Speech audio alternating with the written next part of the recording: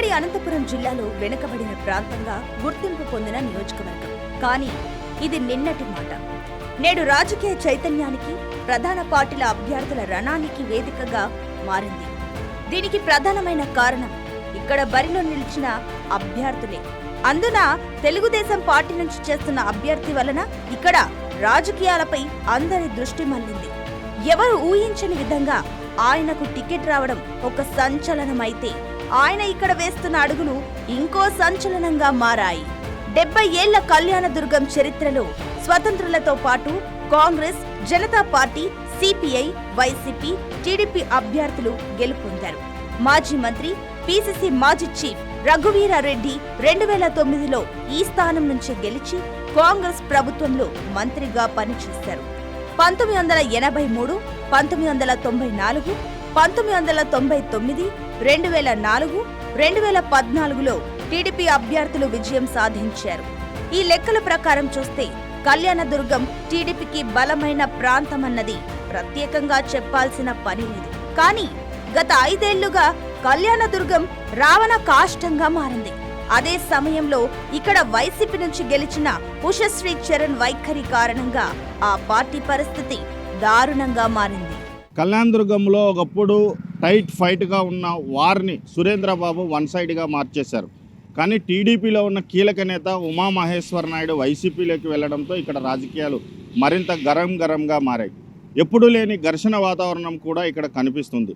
నేతల మధ్య మాటల యుద్ధం మరింత పెరిగింది. ఇక్కడ రాజకీయాల సంగతి పక్కన పెడితే ప్రజలు అసలు ఏమంటున్నారు, ఏ పార్టీ వైపు చూస్తున్నారు, అసలు ఇక్కడ ప్రజల అవసరాలేంటి, వాటిని అడ్రస్ చేస్తున్న నాయకులు ఎవరు? ఏమాత్రం భేషజాలకు పోకుండా చిన్న కార్యకర్త దగ్గర నుంచి ఒక స్థాయి ఉన్న నాయకుడి వరకు అందరి వద్దకు వెళ్లారు. ఇటు ఉన్నం, అటు ఉమా వర్గీయులను తన వైపుకు తిప్పుకున్నారు.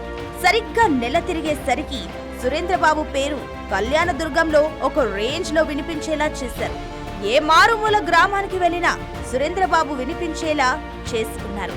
ఓ విధంగా చెప్పాలంటే ఆయన ఒక బ్రాండ్ గా మారిపోయారు. ఇక వైసీపీ విషయానికొస్తే సిట్టింగ్ మంత్రిగా ఉన్న ఉషశ్రీ చరణ్ పై తీవ్ర వ్యతిరేకత ఉండడంతో ఆమెను పెనుకొండకు పంపారు. అదే సమయంలో 2019 ఎన్నికల్లో అనంతపురం ఎంపీగా గెలిచిన తలారి రంగయ్యకు ఇక్కడ ఛాన్స్ ఇచ్చారు. అప్పటికే నియోజకవర్గంపై గ్రిప్పున్న రంగయ్య వైసీపీ మండల స్థాయి నేతలతో, కార్యకర్తలతో మమేకమవుతూ తన ప్రచారాన్ని కొనసాగిస్తున్నారు. ఆయన బీసీ సామాజిక వర్గం, అందున బోయ సామాజిక వర్గం కావడంతో రంగయ్యకు ఆదరణ బాగా లభిస్తుంది. వైసీపీ అభ్యర్థి రంగయ్య ఒంటరిగా చేస్తున్న పోరాటానికి కాస్త బూస్ట్ ఇచ్చే పరిణామం చోటు చేసుకుంది. టీడీపీలో కీలకంగా ఉన్న ఉమామహేశ్వర నాయుడు వైసీపీలో చేరడంతో ఆ పార్టీ ఒక్కసారిగా పుంజుకుంది. కళ్యాణదుర్గంలో 6 ఏళ్ల పాటు తన ముద్ర వేసుకున్న ఉమాకు ఎక్కడ ఎవరు ఏంటి అనేది స్పష్టంగా తెలుసు. ఆయన రంగయ్యకు బ్యాక్ బోన్ గా పార్టీని నడిపిస్తున్నారు. ఇక సురేంద్రబాబు కొత్తగా వచ్చినా ఆయన వేస్తున్న అడుగులు మాత్రం చాలా సంచలనంగా మారాయి. నియోజకవర్గంలో చాలా వరకు కులాల ప్రభావం ఉంది.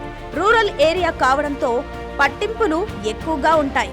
ఇలాంటి చోట సురేంద్రబాబు చాలా తెలివిగా అన్ని వర్గాల వారితో విడివిడిగా సమావేశాలు నిర్వహిస్తూ వచ్చారు. ప్రతిరోజు ఏదో ఒక కులంతో సమ్మేళనం అంటూ భారీ స్థాయిలో కార్యక్రమాన్ని నిర్వహిస్తూ వచ్చారు.